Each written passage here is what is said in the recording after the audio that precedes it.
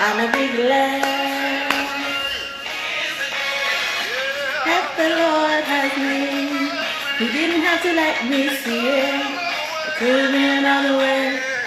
Hello, good evening, good evening. How are we doing? We're excited today. I'm excited on your behalf, right? So all of us are excited. You are excited by association, and you can jump right in. That's why I'm playing something upbeat. We're talking about taking care of ourselves today. It's a bit loud, so let me take it down a little bit. Hi, hello, hello. The song is Glad by Anthony Brown. You can check it out. It's preppy, it lifts your spirit. The dampening of whatever it is those children have done. Abi, they do it from time to time. Or is it only in my house? It happens from time to time. And so I believe and I hope that you will take advantage of this joyful moment and just maybe dance a little bit. Can we get a jiggle? A jiggle here, a jiggle there. No jiggle. Yes, jiggle? Alright. Thank you for joining me today. Thank you for coming online.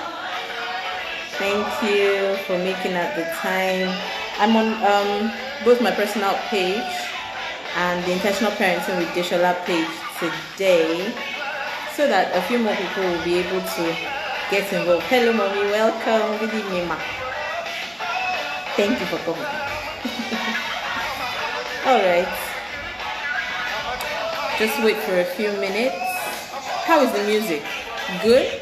Alright, so it's time for you to look for the album A Long Way From Sunday, Anthony Brown. So I'm going to end it now so that we can get into the conversation of the day. Right? We're talking about self-care and parenting. Right? There it is. There's my face. Lovely to see you.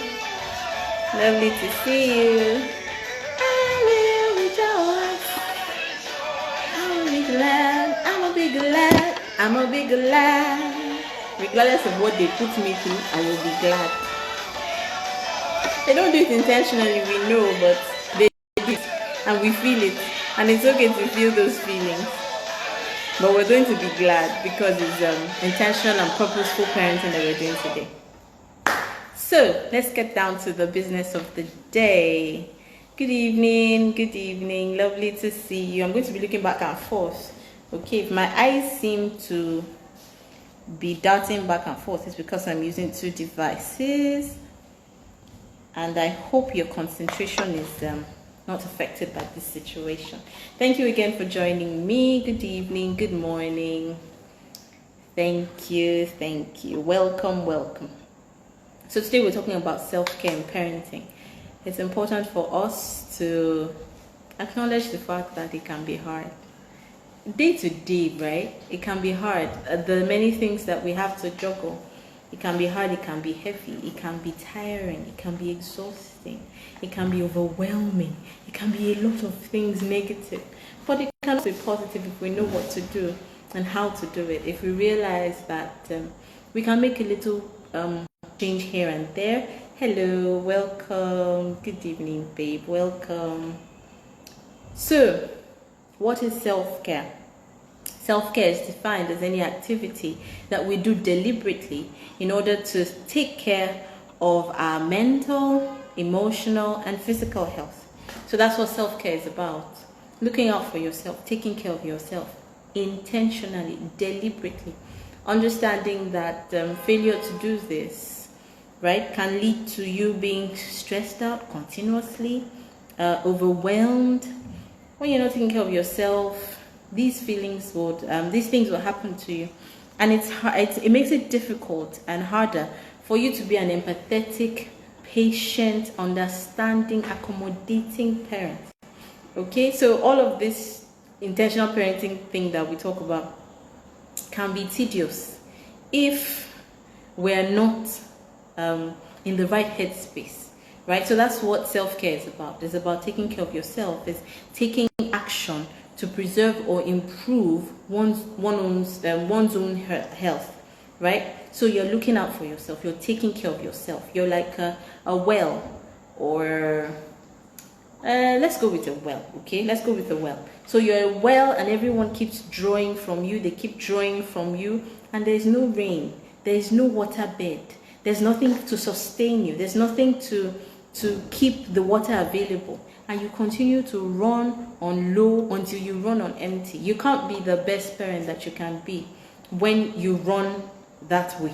Okay, so today we're going to look at self-care. Like I said, why I've tried to explain a bit of why you need to recharge. You need to know what to do. You need to know what your triggers are. You need to know when it's become overwhelming for you, right? And so today I'm going to be sharing a few tips, a few steps that we can take to take care of ourselves as parents, right? Sometimes it is something that we should do on a regular basis so that we don't run on empty before we refuel, right? You don't want your body ejector to spoil. You want to always have fuel in your tank so that you're not drained completely before you refuel, right? So my first tip this evening will be to breathe. Some situations happen that you have to remind yourself to take a breath, to take a deep breath, because at that point in time you want to explode, you want to scatter, you want to fly off the handle. Now, am I saying that it may not still happen? No, I'm not. It is likely that it will still happen, right? Because these children are relentless, and because they are still growing, they're still figuring things out, they make mistakes. And because we're under a lot of pressure in life and in other roles that we play, because being a parent is not all you are.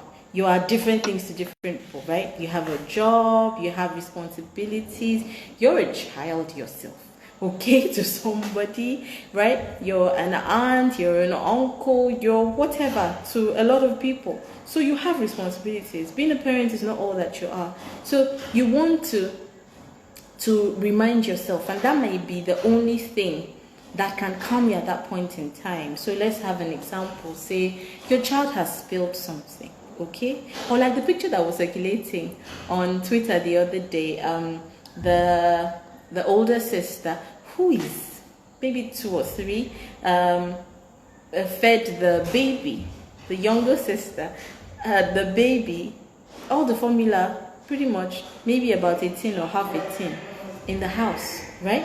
So when the baby has been fed with the formula that you used significant amount of money to buy, in that instance, what do? It's easy, your natural reaction will be to go like, but what? And probably shout and scream and all of that, and forget that you're addressing a 3-year-old. He's probably just wondering, but I fed this baby. I was even helping you out. They were not helping you out at the end of the day. But that's probably what the child thought. Maybe the sister was crying, and the older sister thought, oh, mommy gives her food when she's crying. So 1 + 1, it has to be 2. And this child is trying to help you out. But at that instance, something you can do that can bring you back, that can ground you, is breathe. Take a deep breath. Okay, you can just go, okay? Some people recommend 5 times, 6 times to welcome Sandra. Thank you for joining in. To take a deep breath, maybe 5 or 6 times, so that you calm yourself down and you're able to ground yourself and be reminded that this thing has happened. What has happened has happened. I can't change it. Screaming won't change it. I can't undo it. I can't control Z it. But just taking a deep breath can help bring you down back to maybe not to 1 from the 1,000 that you've gone to, but maybe start climbing down the scale gradually, right? Something else you can do is step away, is separate yourself from the stressor. The stressor now that you can separate yourself from, obviously, is maybe your child has done something, or you have found this child doing something they're not supposed to be doing. Walk away. If you don't intervene at that point in time, heaven will not fall there won't be a volcanic eruption. Something bad will not happen. It will just it will stay that way, right?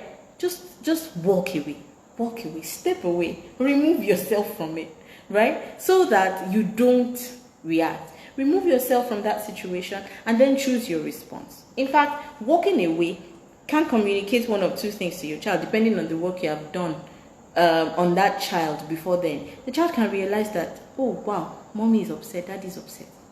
I did something to disappoint mommy or daddy. Or the child can say, oh well, we have done this one and nothing happened. So the child continues, but then the world will not end. And then you have been able to contain yourself and contain your emotions, right? So you can now choose a response. You can go to your room, or after you've stepped away, you can go and think of the most creative way to communicate your displeasure to that child, but you have calmed yourself down. So you're less likely to fly off the handle, to say things that you would have to go back and apologize for, to go back to the child and say, I'm sorry, I should not have done this, I wish I didn't do that, right? So you have saved yourself that bit of a headache, right? By just simply walking away. Something else you can do is distract yourself. Maybe burst out into a song. That may not be the first thing that will come to your mind, but with practice, you can burst out to a song. You can laugh. You can laugh. The situation is not funny, but what are we going to do? It has happened. Like I said, it has happened, and it has happened. That's that about that. So you can laugh. When you laugh, then the tension is diffused just by that simple action. The tension is diffused. You are calmer. You are not reacting. You are choosing a response by, instead of flying off the handle, you laugh. You surprise the child that has done something to you. The child is wondering, hey, how bad is this that this daddy or this mommy is laughing about this thing that I have done? But you are looking out for yourself. What they have done it. But you are taking care of yourself. You're thinking about your own health. Because if you shout and you break something, or you're very much on your own. But you don't want that. You want to stay in a good state of health, emotionally and mentally and physically too. Because when you chase after the child and you slip and you fall, the child will come and tell you sorry. But you have broken something. And again, what has happened would have happened. So how about you walk away, you take a step, you laugh, you distract yourself, you breathe, you ground yourself, and then creatively, I'm not asking us to be wicked, but sometimes when you calm down, you can now think of how to match action with consequence, right? Rather than just lash out. Lashing out doesn't help anything. You can't even successfully communicate to that child when you have lashed out. Hello, Blessing. Welcome. Hi, how are you doing? You can't communicate to the child when you're lashing out because the child is now hearing noise. The child is hearing somebody shouting at them. And like I explained earlier, this child's intentions and their actions may not match. And you may not see immediately, it may not be immediately glaring to you, this child's thought process. But best believe that this child had good intentions. Like the baby that fed their younger sister a whole can of formula. Their intention was good. What they did, you wish they didn't do. But when you lash out at the child, you've lost the opportunity to even say, okay, next time this is what you do. If your sister is crying, you can call my attention. You can do this. You can give them some water and all of that. Rather than lashing out, you're choosing a response instead of reacting. Something else that you can do is count your blessings. Think about what could have gone wrong. It could have been worse. So a child has dropped a plate and has broken something. Now, it could have been worse. The child could have stepped on the broken glass and it would be a whole different ball game. Right? Because now you're dealing with a bleeding situation, you're running helter-skelter and all of that. But if you take a step back and you take a moment to see the positive, to change your perspective, to turn the situation around and see it from a different perspective, then you are grateful that it wasn't worse than that.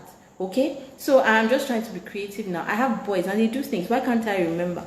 I'm becoming a good person. I don't remember their crimes anymore. But let's just say I don't even know. They've done something that is very bad. The truth is, it could have been worse. It could have been a lot worse. So if they've done that, and I think to myself, okay, so they did this, but they didn't do that, and it wasn't as bad as, or this consequence that I would have been concerned about didn't happen. Let's be grateful. Once gratitude sets in, then it's harder for you to stay upset. You're able to be grateful, and being grateful doesn't allow you to see the negative. The negative now, whatever it is they did, pales in comparison to the gratitude that you feel. So the tension is diffused. You are in a better state of mind. Your mood is not dampened. You're not as upset. Your heart is happy, both physiologically and physically. You're happy, you're excited, you're grateful, right? And you can actually pick the child up and be kind, right? Like I said, once you're stressed out all the time and you're overwhelmed with everything that you do, and you're not taking care of yourself, or you're not well taken care of by yourself and others, sometimes you can't be a patient parent. You can't be empathetic. That's why your child will fall, and the first thing that comes to your mind is not sorry. It is, See, I told you. Didn't I tell you to stop running? Right? Because even you are tired from the repeated, stop it, don't do it, stop it, don't do it. But when an accident has happened and you are able to see the positive, you're grateful. They fell, yes. They didn't break their leg. They didn't break a bone. They're not bleeding. Something much worse has not happened, right? So if you're grateful, if you express gratitude, if you see things from the position of gratitude, from the perspective of gratitude, then you're able to be appreciative that things could have gone worse, but they didn't, right?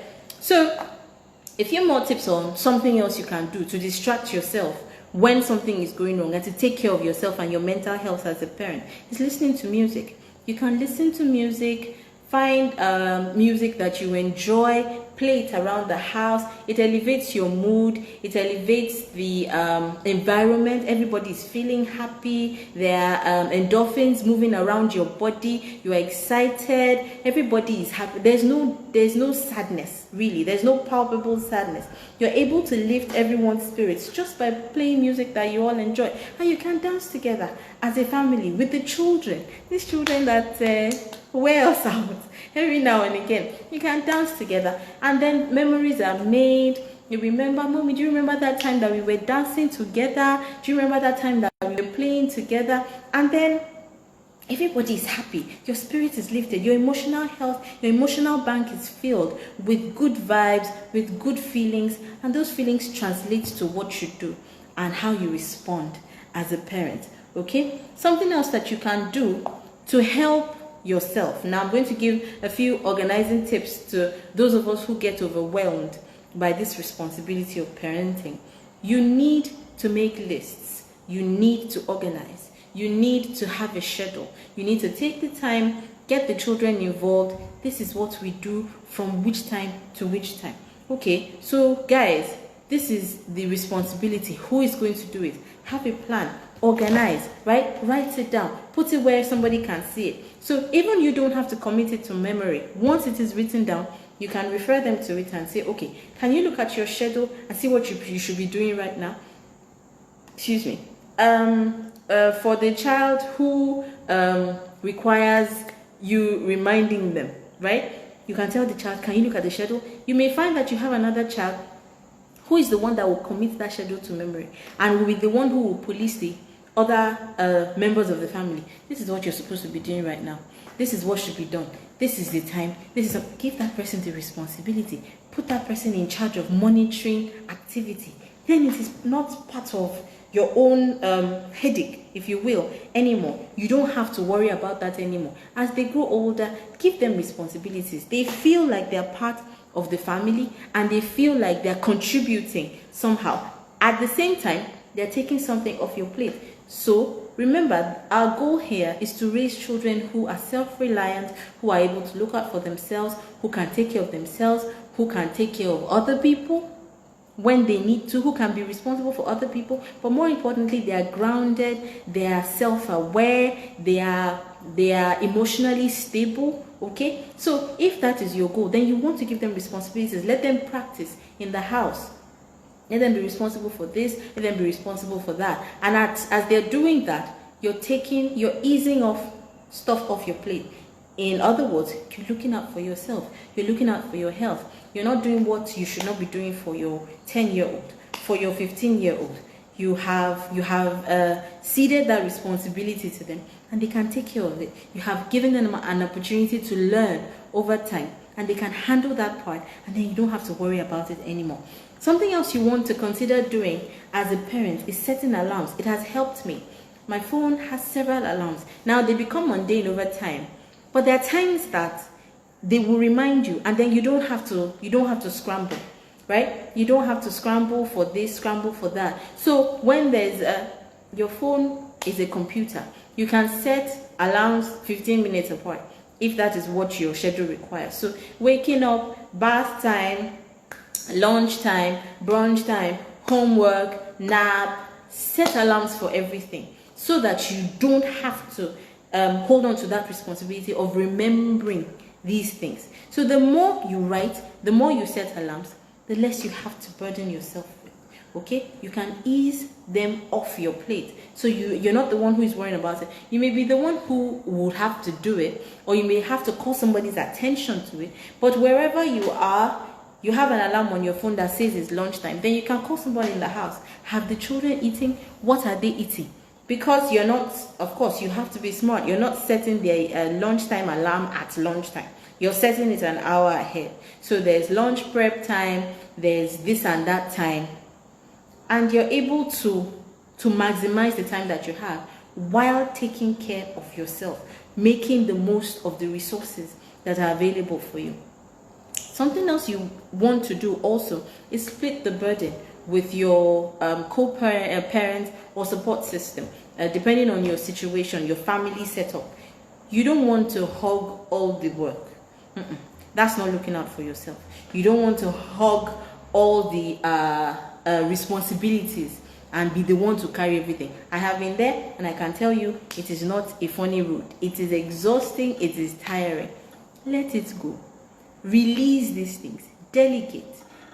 Share. Split. Have a conversation. Will you take care of this? All right. While I do this, take care of this. And this is also important when you're walking away.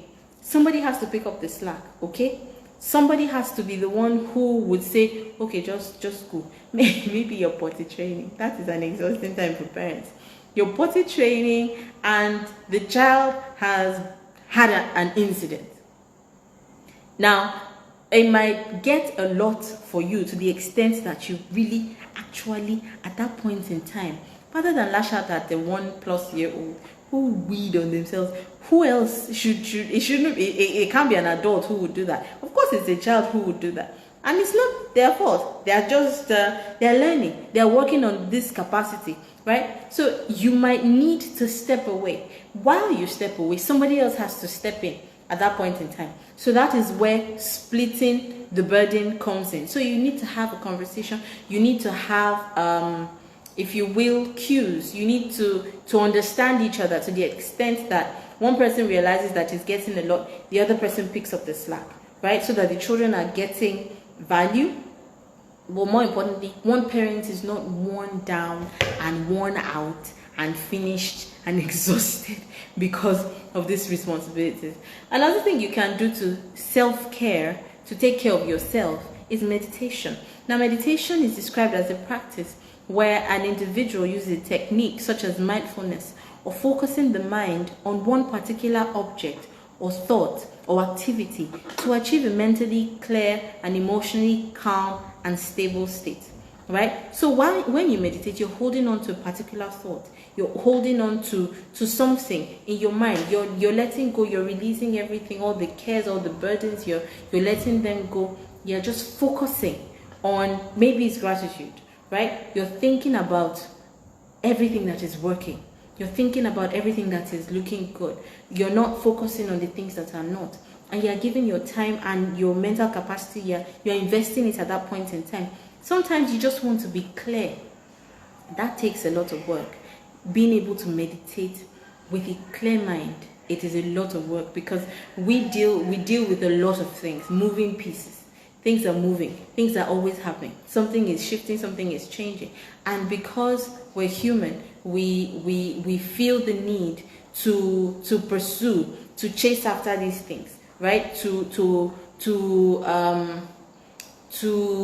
do what we can, right? So the goal of meditation is to help you for you to remove everything, separate yourself from everything mentally now. Separate yourself from everything that is going on around you, and you want to consciously let them go, right? So you achieve a space, a mind space that is clear. It's rejuvenating. It is very helpful for your mind, and you're in that headspace where you're not bothered by this and that. Your mind is clear. Okay, so if you're able to hold on to that clarity, or if it is gratitude you want to hold on to, of course you want it to be a positive thought, because you're investing thinking capacity in this space and time. So you want to make sure that it is something positive that you're thinking about. If it is clarity, if it is something positive, after that period, if it's a 30-minute period, if it's a 15-minute window, you come out alive, you come out awakened, right? You come out with a consciousness, right? Because you have invested thinking and thoughts into that thing, then you're able to see from a different perspective. It creates a mind shift. You're able to look at things in a different angle. If you're a Christian, if you're meditating on a scripture and you're just thinking about it, you're able to get insight into that particular situation. Okay, so it can be helpful to you to achieve calm and serenity as a parent. If you invest time in meditation, it may not be the easiest thing to do, but remember, self-care is looking out for yourself. And when you are well, when you are okay, then you can be the kind of parent that can be intentional. You can be the kind of parent who takes things into account before they act, before they speak, before they do things. You can be that kind of parent when you are whole as much as you can, when you have clarity, when you have peace within yourself, and when you're healthy physically and emotionally. Because again, parenting is hard. Parenting is a lot of work. It's heavy most of the time. And at the point where it is just physical things that you're worried about, that's fine. But when you need to be emotionally committed to these children, if you're not emotionally whole and stable yourself, then you can't be that person that this child needs. You can't be the person that this child brings issues to, and you don't go, what? You did what? You said what? No. Because you're not at ease yourself. But when you're at ease, when your mind is calm and you are clear, you can have a conversation with your child about sex, for instance, and you're not approaching it from a place of there can be a little bit of concern, but it's not fair. It is that, okay, let's have a conversation, let's talk about it. You're not looking at that child like, so this is what you went to school to do. Because that's not what that child needs at that time. This child has come to you to ask questions. This child needs answers. So you're clear enough, you have clarity enough to provide those answers to that child. So in looking out for yourself, you are looking out for your child. That's the whole point of this conversation. As you're taking care of yourself, being healthy in your body, right? We've talked about taking a walk, exercise, being healthy in your body, being healthy in your mind, doing what is best for your child. So taking care of yourself is taking care of your child. So you need to pay attention to it. You can't approach parenting intentionally when you are not well. Now, wellness is not just in your body. Wellness is in your mind. and your emotions, right? So you need to put in the effort. Now, you need to try a variety of things to discover what works for you. I've given a few examples. You can do a bit more research, and then you can just think, okay, maybe this is when I do this, I get calmer. You can, if you think about it deeply, you can find out that that is the situation you're in. When I listen to music, I'm calmer. Maybe it is scripture, maybe it's an audio book. Put those things nearby so that you can deploy them when necessary and be the best parent that your child needs. I thank you for the work that you're doing. I acknowledge the gravity of the responsibility, and I believe that with our conversation today, you would put in the effort to take care of yourself as a parent. Be whole so that you can be a whole person that this child needs. Thank you so much again for your time this evening. I hope you have a wonderful, wonderful rest of the day. Bye-bye now.